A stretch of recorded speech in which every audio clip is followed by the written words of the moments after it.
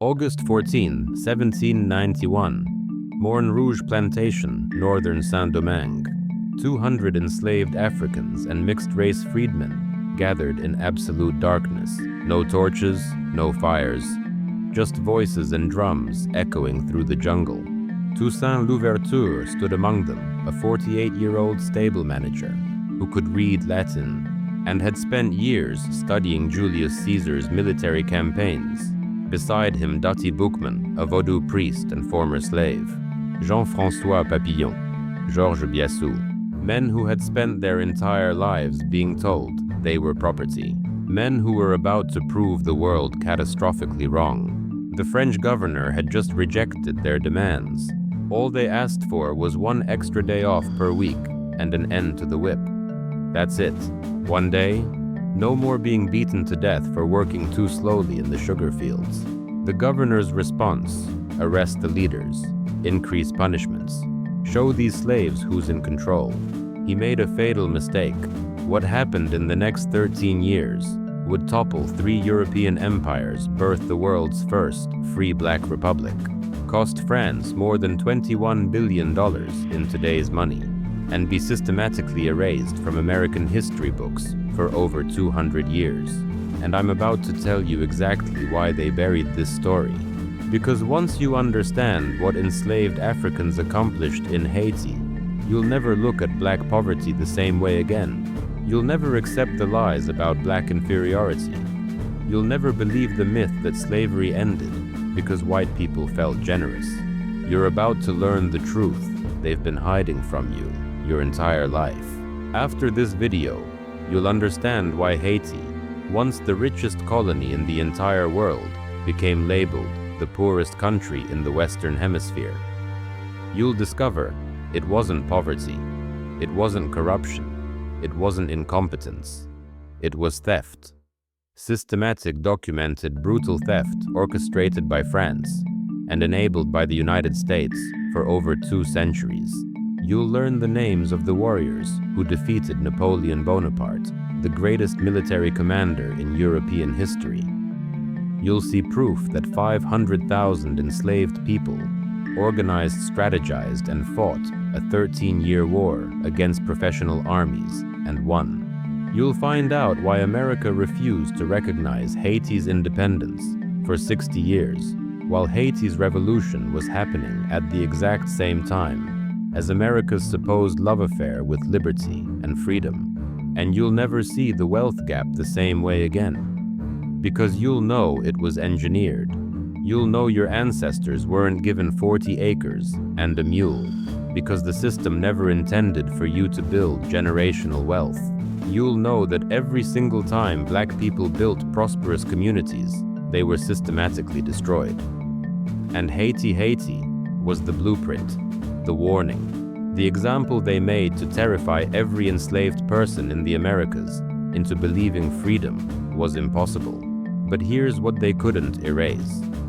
Here's what survived 2 centuries of lies. The truth, the names, the battles, the victory. Your ancestors were not victims waiting for white saviors. They were warriors who took their freedom by force and held it against impossible odds. This is their story. This is your story. And this is the inheritance they stole from you. Let's start with what Saint-Domingue actually was in 1791, because you need to understand the scale of what we're talking about. This wasn't some small, struggling colony. Saint-Domingue was the single most profitable piece of real estate on planet Earth.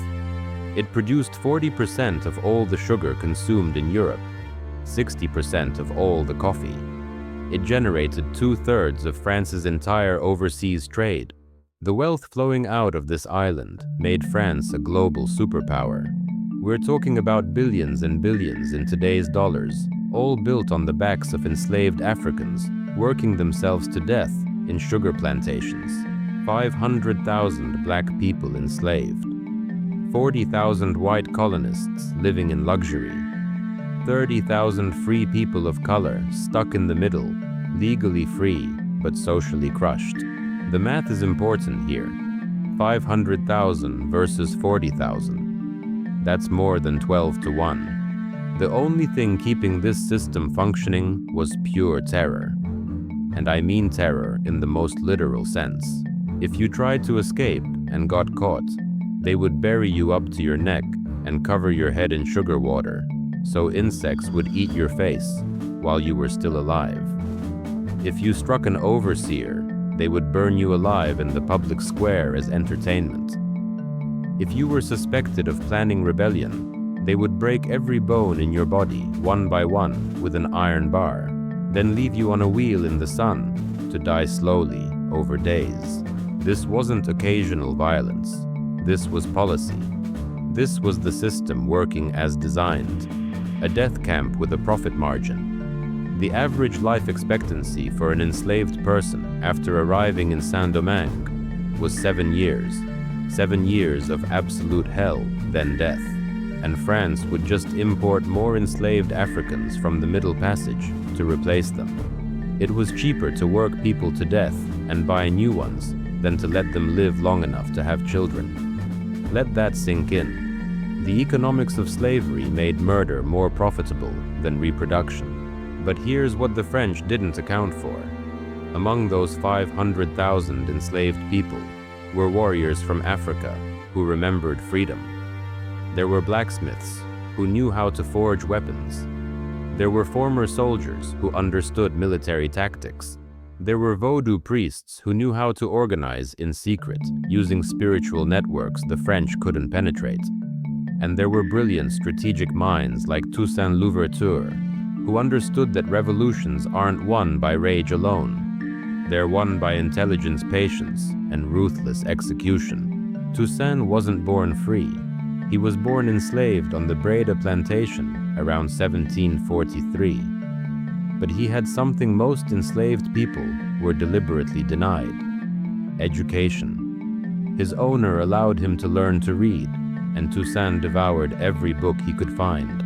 He read French philosophy. He read military history. He studied Epictetus, the Stoic philosopher, who was also a former slave. He learned about Julius Caesar's campaigns in Gaul, about Hannibal crossing the Alps, about Alexander the Great's conquest of Persia. He absorbed strategy the way other people absorb air. By 1791, Toussaint was 48 years old. He managed the livestock on the plantation. He was trusted, respected even. He had a wife, Suzanne, and children. He could have lived out his life in relative comfort compared to field slaves. But comfort built on injustice is just another form of slavery. And when that meeting happened in August 1791, when the French governor rejected even the most basic human demands, Toussaint made his choice. Not comfort, freedom, not survival, victory. The initial uprising began on August 22nd, 1791, just over a week after that secret meeting. The signal was drumbeats, rhythms that meant nothing to French ears, but everything to African ones. Across the northern province, enslaved people rose up simultaneously. They set fire to sugar plantations. They killed overseers and masters who had tortured them for years. They destroyed the machinery of their oppression. Within weeks, hundreds of plantations were ash. The richest colony on earth was burning. But this wasn't mindless violence. This was strategic warfare. The rebels didn't just destroy, they organized. Jean-François Papillon and Georges Biassou emerged as military leaders. Dutty Boukman provided spiritual leadership, connecting the rebellion to ancestral African power through voodoo ceremonies. And Toussaint watched, learned, waited for his moment. The French response was predictable. They sent professional soldiers. They promised amnesty to rebels who surrendered. They tried to divide the movement by offering freedom to certain leaders if they betrayed the rest. Standard colonial playbook. And at first it worked. Some rebels accepted deals. Some were captured and executed. The French thought they were regaining control. They were wrong. In 1793, everything changed. The French Revolution, had been raging in France since 1789. King Louis XVI was beheaded in January 1793. Revolutionary France was now at war with Spain and Britain, and both of those empires saw an opportunity in Saint-Domingue's chaos.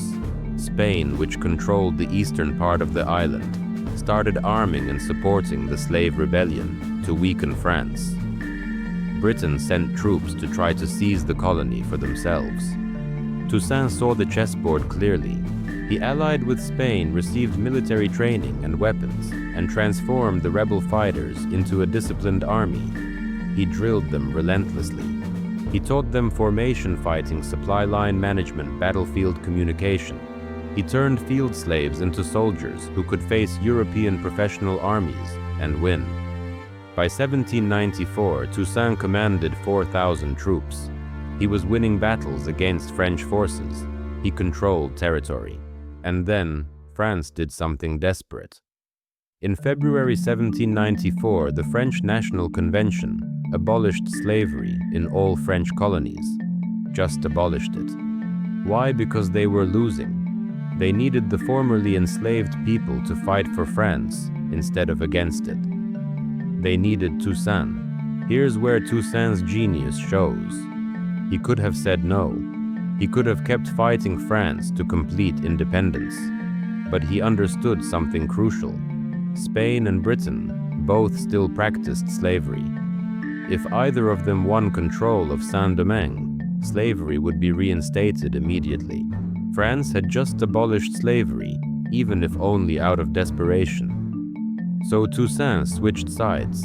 He allied with Republican France and turned his army against Spain and Britain. And he crushed them. Between 1794 and 1798, Toussaint's army defeated Spanish forces in the east. He defeated British forces in the west and south.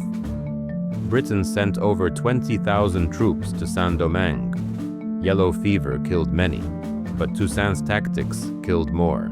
He used guerrilla warfare. He burned bridges. He destroyed supply depots. He turned the terrain into a weapon. By 1798, Britain gave up entirely and withdrew. Spain had already ceded their part of the island to France in 1795. Toussaint had effectively won, but he wasn't done. In 1801, Toussaint did something audacious. He wrote a constitution for Saint-Domingue and declared himself governor for life. He didn't declare full independence from France yet, but he made it clear who was actually in charge. The constitution abolished slavery permanently. It declared all citizens equal, regardless of race. It established freedom of religion.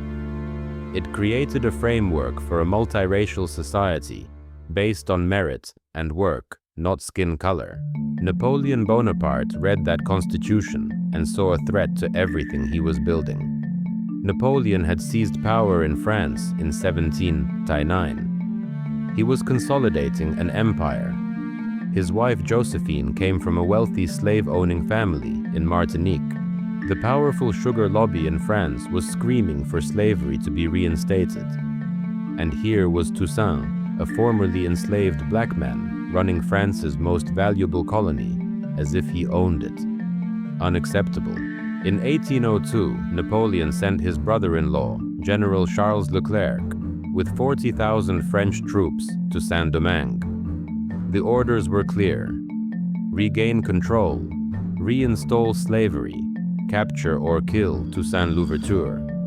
Show the world that black people cannot govern themselves. Make an example so brutal that no other enslaved population would ever dare to rebel. The French came with overwhelming force, modern weapons, naval support, professional soldiers who had conquered most of Europe under Napoleon's banner. They attacked in February 1802 with coordinated assaults on multiple coastal cities. They used deception, promising Toussaint that slavery would remain abolished if he cooperated. Some of Toussaint's generals believed the lies and defected. By May 1802, Toussaint was isolated. His options were keep fighting and watch his people be slaughtered in a war he might lose, or negotiate. He chose negotiation. He met with Leclerc. He formally surrendered and retired to his plantation, believing he had secured permanent freedom for his people in exchange for peace. 2 weeks later, French soldiers arrested him at his home. They put him in chains. They shipped him to France. They locked him in a prison cell in the Jura Mountains, a freezing fortress called Fort de Joux. They left him there without adequate food, heat, or medical care. Toussaint Louverture, the man who defeated 3 empires, died alone in a French prison on April 7, 1803. He was 59 years old. Napoleon had him killed through deliberate neglect. But here's what Napoleon didn't understand. Toussaint wasn't the revolution. He was a symbol, a leader. But the revolution lived in every formerly enslaved person who had tasted freedom and would die before giving it back. And when word spread that Toussaint had been betrayed, arrested and killed, the rage that erupted made the 1791 uprising look like a rehearsal. Jean-Jacques Dessalines took command, and Dessalines was nothing like Toussaint. Where Toussaint was a diplomat and strategist who believed in reconciliation, Dessalines was pure fire. He had been enslaved on a plantation where he was beaten so severely his back was covered in scars. He didn't trust the French. He didn't want negotiation. He wanted total liberation or total death. There would be no middle ground. Dessalines united the remaining generals: Henri Christophe, Alexandre Pétion, François Capua. They formed the indigenous army, refusing to use the name French Army anymore. This wasn't about serving France. This was about destroying French colonial power forever. Dessalines gave the order. Every French soldier, every French colonist who supported slavery had to leave or die. This was existential war. The French forces, already weakened by yellow fever, faced an enemy that knew the terrain and fought with the desperation of people defending their freedom. Battle after battle, the indigenous army pushed the French back. Leclerc himself died of yellow fever in November 1802. Napoleon sent General Rochambeau to replace him. Rochambeau was a monster. He imported attack dogs from Cuba, trained to kill black people. He drowned prisoners in the harbor. He committed atrocities so horrific, even some French soldiers were disgusted.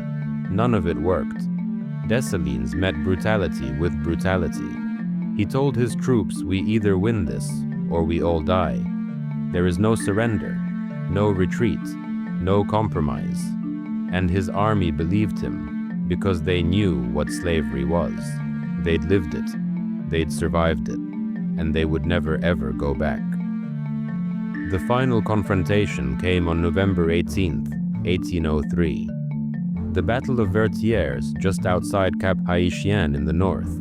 The French forces under Rochambeau held a fortified position. They had artillery. They had naval support offshore. They had the high ground. By every conventional military standard, they should have won. Dessalines ordered a direct assault. François Capua led the charge. The French artillery opened fire. Shells exploded in the ranks of the indigenous army. Men fell. Blood soaked the ground. Capua's horse was shot out from under him. He stood up, drew his sword, and kept advancing on foot, screaming for his men to follow. The French fired again. Capua's hat was blown off his head. He didn't stop. He picked up his hat, waved it in the air, and charged straight at the French guns.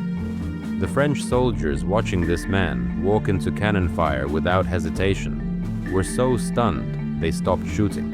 Some accounts say French officers actually saluted Capua for his insane courage before resuming fire. But it was too late. The indigenous army, inspired by Capua's fearlessness, broke through the French lines. Hand-to-hand combat, bayonets, swords, desperation against discipline, and desperation won. The French were routed. Rochambeau retreated to Cap Haitian and realized the war was over. He had lost. Napoleon's 40,000-man army had been destroyed by formerly enslaved people who refused to quit. On November 19, 1803, Rochambeau surrendered and evacuated. The French left Saint-Domingue forever. On January 1, 1804, in the city of Gonaïves, Jean-Jacques Dessalines stood before a crowd of survivors and declared independence. He renamed the nation Haiti, using the indigenous Taino name for the island. He tore the white strip out of the French tricolor flag, leaving only blue and red, symbolizing the alliance of black and mixed-race Haitians. He declared that all citizens of Haiti, regardless of color, would be considered black, uniting everyone under a shared identity of liberation. 36 generals signed the Declaration of Independence alongside Dessalines. They swore an oath: forever renounce France, never live under French domination, fight to the death to preserve independence, pass this freedom to future generations or die trying. Haiti became the first free black republic in world history, the only nation ever created by a successful slave revolt, the second independent nation in the Western Hemisphere after the United States, and they did it while America still enslaved millions and wouldn't free them for another 61 years. Think about what that means. While Thomas Jefferson, a slave owner, was President of the United States, 500,000 enslaved Africans in Haiti defeated the most powerful military force in Europe and freed themselves. While America's founding fathers were writing about liberty and freedom, they were watching Haiti prove that black people could govern themselves, build nations, defeat empires, and it terrified them. Because if enslaved people in Haiti could do this, what would stop enslaved people in Virginia from doing the same? What would stop enslaved people in South Carolina, Georgia, Louisiana from rising up and demanding freedom by force? Haiti was proof that the entire system of slavery was vulnerable, that white supremacy was a lie, that black people were not inferior, not helpless, not content with bondage. So America made a choice: bury it, erase it, pretend it didn't happen, refuse to acknowledge Haiti's independence, economically strangle the new nation. Send a message to every enslaved person in America: don't get any ideas. Haiti's victory will not be your inspiration. We will make sure you never even hear about it. But that strategy required more than just silence. It required active suppression. And France had a different plan. If they couldn't defeat Haiti militarily, they would destroy it economically. They would make Haiti pay for the crime of winning freedom. And what they did next was one of the most evil financial schemes in human history. This is where the pattern becomes crystal clear.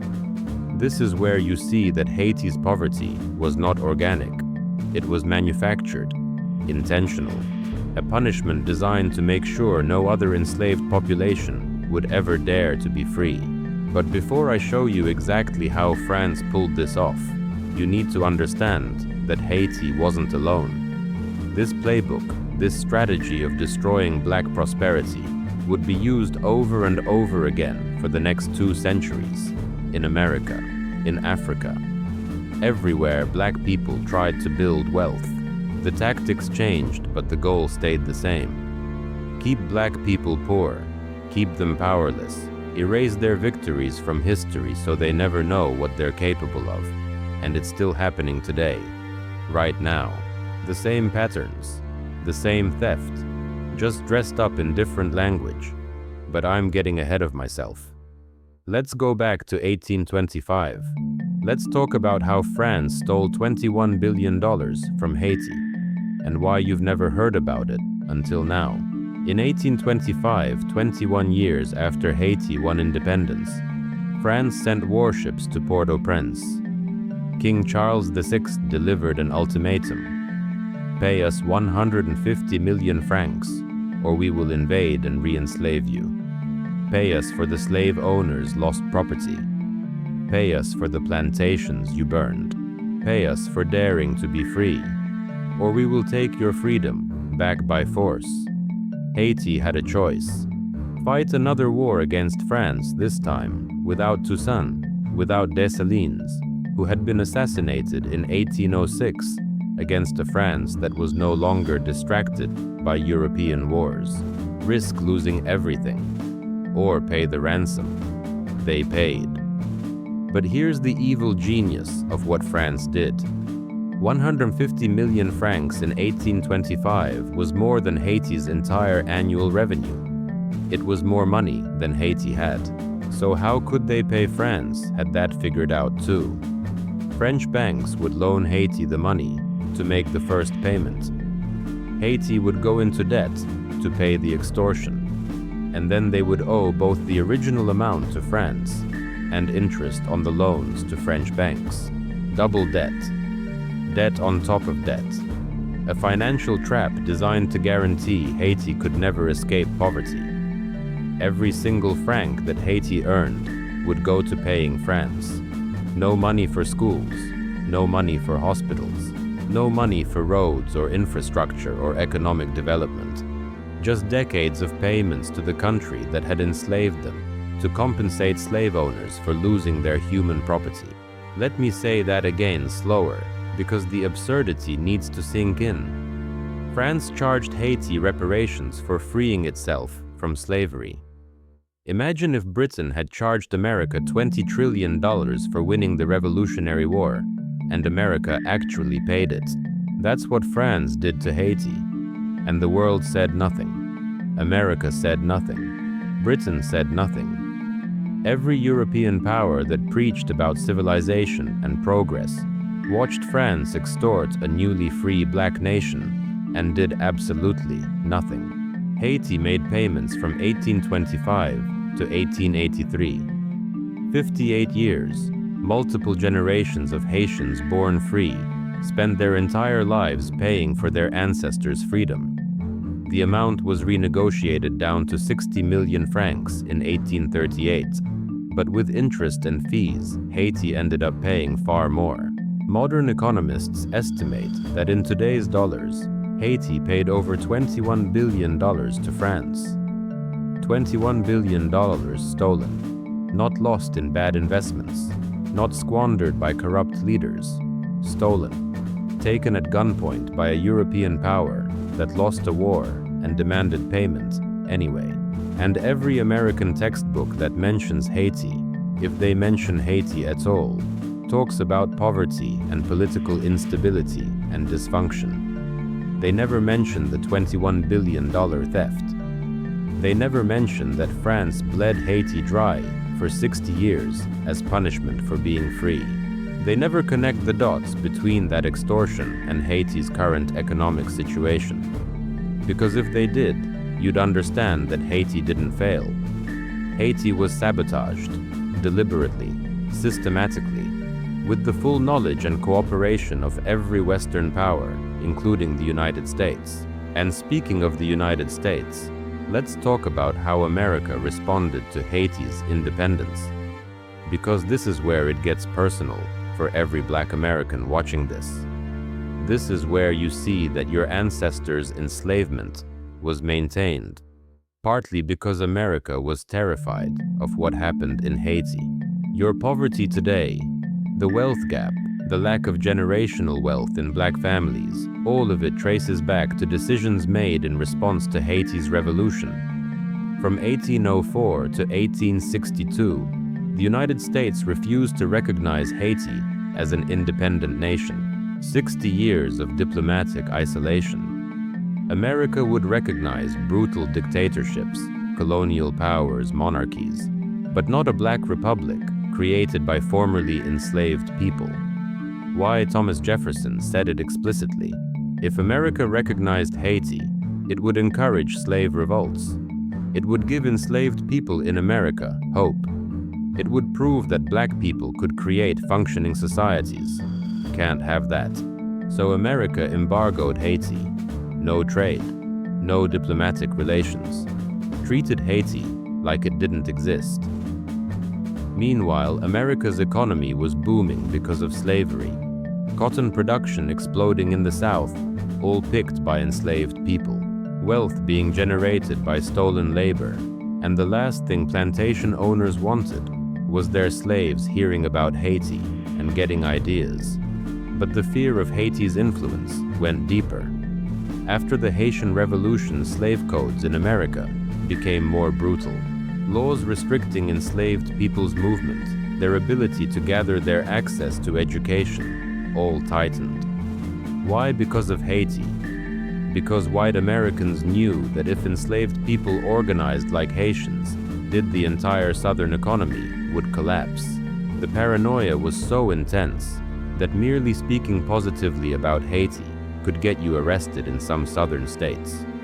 Even after the Civil War ended slavery in America in 1865, even after Haiti had been independent for 60 years, America still treated Haiti with contempt. When the US finally recognized Haiti in 1862, it was only because the Civil War was raging and Lincoln needed to appear anti-slavery to keep European powers from supporting the Confederacy. It wasn't out of respect, it was political convenience. And then in 1915, the United States invaded Haiti, occupied it, controlled it for 19 years until 1934. The official reason was protecting American business interests and maintaining stability. The real reason was control. American banks had taken over Haiti's debt to France and wanted to make sure they got paid. American corporations wanted access to Haitian land and resources. And American politicians wanted to ensure Haiti never became a successful black-led nation that could inspire Black Americans. During the occupation, US Marines forced Haitians to work building roads under a system called the corvée, forced labor. If you refused, you were beaten or imprisoned.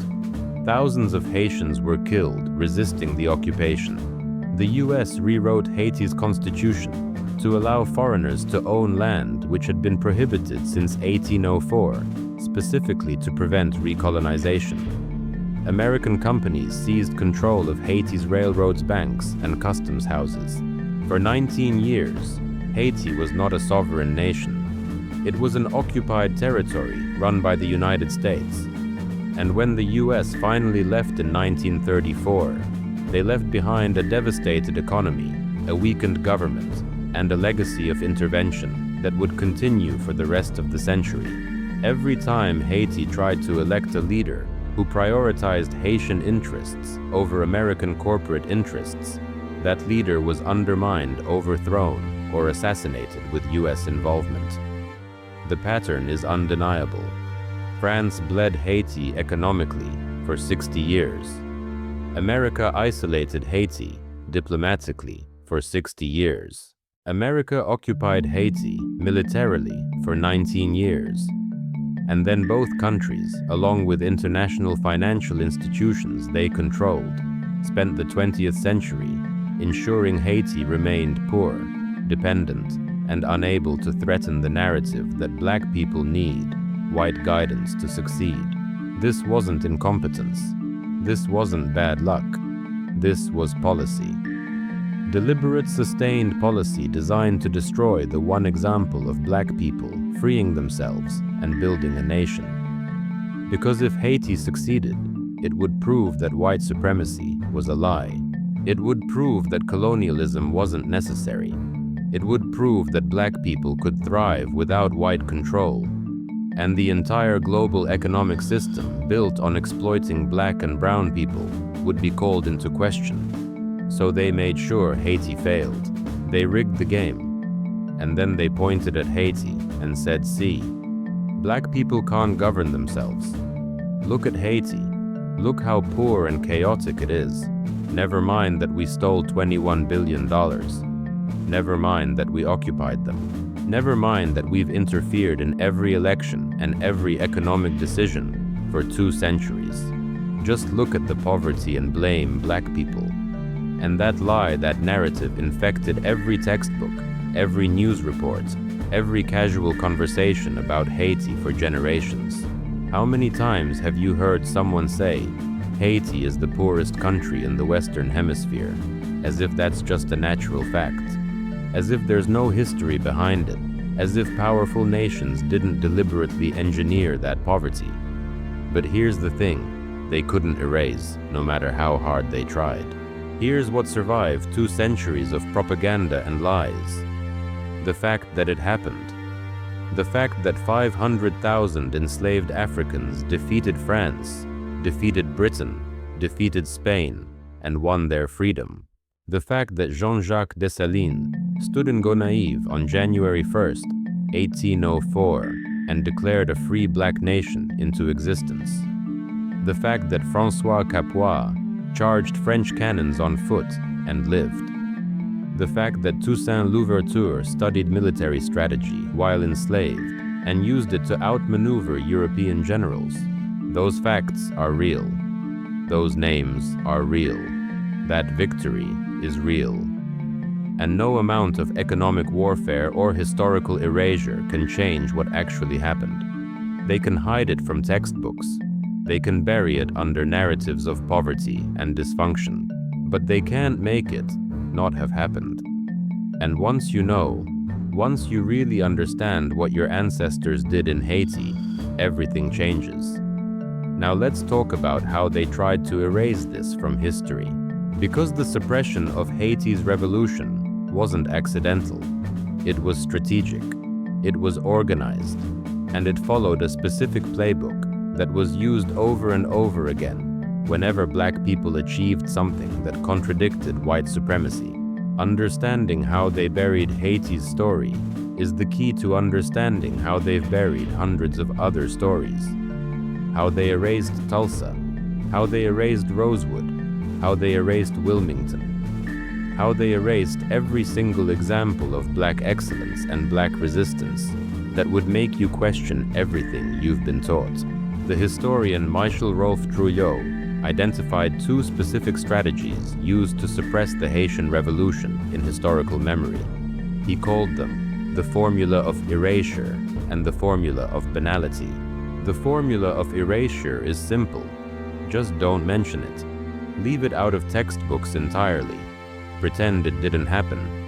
When students learn about the Age of Revolutions, teach them about the American Revolution in 1776 and the French Revolution in 1789. Skip right over the Haitian Revolution from 1791 to 1804.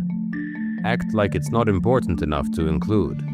And that's exactly what happened in American education for nearly 2 centuries. Most history textbooks used in American schools from the 1800s through the 1990s either completely ignored the Haitian Revolution or gave it 1 or 2 sentences. 1 or 2 sentences for the only successful slave revolt in human history. 1 or 2 sentences for the creation of the first Black Republic. Meanwhile, 20 pages on the American Revolution. 15 pages on the French Revolution. The message was clear. White people's revolutions matter. Black people's revolutions don't. The formula of banality is more subtle. When you can't completely ignore something, you mention it, but strip away all context and significance. You reduce it to dry facts with no meaning. You say in 1804, Haiti became independent and then move on. No mention of the 13-Year War. No mention of defeating 3 empires. No mention of the military genius of Toussaint and Dessalines. No mention of the 500,000 enslaved people who organized and fought. Just a date, just a fact. Empty, meaningless, boring. And when students hear boring facts with no context, they forget them immediately. Nothing sticks. Nothing inspires. Nothing threatens the dominant narrative. That's the genius of the formula of banality. It lets you technically include the information while ensuring no one remembers or cares about it. But why did this suppression work so well? Why were white historians and educators so committed to erasing or downplaying Haiti Trujillo argues it's because the Haitian Revolution was literally unthinkable within the worldview of white supremacy. The idea that enslaved black people could organize a sophisticated military campaign, outthink European generals, and create a functioning nation contradicted every assumption white people had about racial hierarchy. So instead of accepting that their assumptions were wrong, they rejected the evidence. They looked at Haiti's victory and said it must have been luck. It must have been French weakness. It must have been yellow fever. It couldn't possibly have been black military and political genius, because that would mean black people are equal or superior in capability. And white supremacy can't allow that thought. So the mind rejects it, erases it, explains it away. This is why even some white historians who acknowledged the Haitian Revolution spent more time talking about French mistakes than Haitian brilliance. They focused on how France was distracted by European wars, how disease killed French soldiers, how the terrain favored guerrilla tactics. Anything to avoid saying the obvious truth: enslaved Africans were smarter, braver, and better led than the French military. And this pattern of erasure didn't just happen in the 1800s. It's still happening now. Right now in 2025. After George Floyd was murdered in 2020 and protests erupted across America, there was a brief moment when it seemed like maybe the country would start teaching honest history about racism. Some states passed resolutions condemning systemic racism. Some school boards started discussing adding more Black history to curriculums. And then the backlash came. In 2021, the Ohio State School Board, which had passed an anti-racism resolution in 2020, repealed it. They explicitly rejected the concept of teaching about systemic racism or implicit bias. Multiple states passed laws banning what they called critical race theory, which in practice meant banning any curriculum that honestly examines racism's role in American history. What does that have to do with Haiti everything? Because teaching about Haiti's revolution requires teaching about slavery's brutality. It requires teaching about white supremacy as an ideology used to justify exploitation. It requires teaching that Black people resisted and won. And those lessons make white students uncomfortable. They make white parents angry. And so politicians ban them. They pass laws saying teachers can't teach anything that might make students feel discomfort or guilt about their race. Which means teachers in many states right now cannot teach the full truth about Haiti. They can't explain why America refused to recognize Haiti for 60 years. They can't explain the $21 billion extortion by France. They can't connect Haiti's current poverty to centuries of deliberately destructive policy, because all of that requires discussing systemic racism. And systemic racism is now a banned concept in many American classrooms. Let me be clear about what's happening here. They are still erasing Haiti, right now, in 2025, using laws and policies instead of just ignoring it, but the effect is the same. Keep people ignorant. Keep Black people ignorant of their own history of resistance and victory. Keep white people ignorant of the crimes committed to maintain white supremacy. Control the narrative. Control the future. But here's what they can control. You. Right now. Watching this video. Learning this truth. They can ban it from schools, but they can't ban you from seeking knowledge. They can control textbooks, but they can't control the internet. They can threaten teachers, but they can't stop you from teaching your own children. And that's why I need you to do something, right now. If this truth shocked you, if you never learned about Haiti defeating Napoleon in school, if you never heard about the $21 billion theft, I need you to comment truth below. I need to know how many of you were kept in the dark about this, because every comment is proof. Proof that the erasure worked. Proof that they successfully hid your history from you. And proof that you're waking up now. Hit that like button if you're tired of the lies, tired of the sanitized history, tired of being told that slavery ended because Lincoln was a good guy and black people should be grateful. Share this video with someone who needs to know, your family, your friends, your church, your co-workers, because they're counting on you watching this and doing nothing. They're counting on this truth dying with you. But if you share it, if you spread it, their power breaks. Every person who knows the truth is one more person they can't lie to anymore. Do that right now. Comment, like, share, then come back, because we're not done. Now that you understand what happened to Haiti, now that you see the pattern of erasure, I'm going to show you how this connects to your life today. How the same playbook used to destroy Haiti is being used to keep Black Americans poor. How the wealth gap isn't an accident. How reparations aren't a radical idea, they're a historical precedent. And how Haiti's warriors live on in you right now, waiting for you to remember who you are. Let's connect the dots. Let's talk about why this matters now. Because Haiti's story isn't ancient history locked in the past. It's a blueprint, it's a pattern.